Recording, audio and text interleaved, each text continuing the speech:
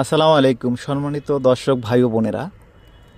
আজকে দেখবেন হাঁস কিভাবে পুড়িয়ে রান্না করে খেতে হয়, কিভাবে হাঁসকে এই জ্বলন্ত আগুনে পুড়িয়ে জবাই করে সুন্দর করে রান্না করতে হয়।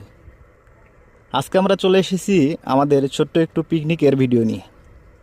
আশা করি ভিডিওটা সম্পূর্ণ দেখবেন। খুবই ভালো লাগার এই মুহূর্ত, বন্ধুবান্ধবকে নিয়ে এই ছোট্ট পিকনিকের আয়োজনটি স্মৃতি হয়ে থাকবে স্মৃতির পাতায়। বেশি কথা না বলিয়ে চলুন দেখে আসি কিভাবে আমরা এই হাঁসগুলোকে পুড়িয়ে রান্না করব। খুবই আনন্দের এই মুহূর্ত, হৃদয় উচ্ছ্বাসিত করে, অসাধারণ এই মুহূর্ত, খুবই ভালো লাগার। আমার কখনো অভিজ্ঞতা ছিল না এভাবে হাঁস পুড়িয়ে রান্না করে খাওয়ার।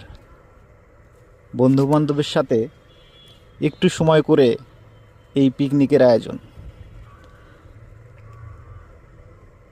অসাধারণভাবে পোড়ানো হচ্ছে হাঁসগুলোকে। সুন্দর করে হলুদ মেখে আগুনে ধরে ধরে দীর্ঘক্ষণ সময় পুড়িয়ে এগুলোকে রান্না করতে হয়। রান্নার আগ মুহূর্তে অনেক কষ্ট করতে হয় এই হাঁস পোড়ানোর কাজে। এই হাঁসগুলোকে পোড়ানোর পর সুন্দর করে আবার বাছতে হয়, পরিষ্কার পরিচ্ছন্ন করে রান্নার উপযোগী করে তোলায় হাঁসগুলোকে দেখতে অনেকটাই সুন্দর লাগছে। মোটামুটি হাঁসগুলো পোড়া কমপ্লিট হয়ে গেছে। এখন এগুলোকে কাটাকাটি করার পালা। এগুলোকে কাটাকাটি করে সুন্দর করে আলাদা আলাদা করে পাট পাট করে এগুলোকে রান্না করানো হবে। আমরা অনেক ব্যস্ত সময় পার করতেছি, ব্যস্ততার মাঝেও এ সুন্দর একটা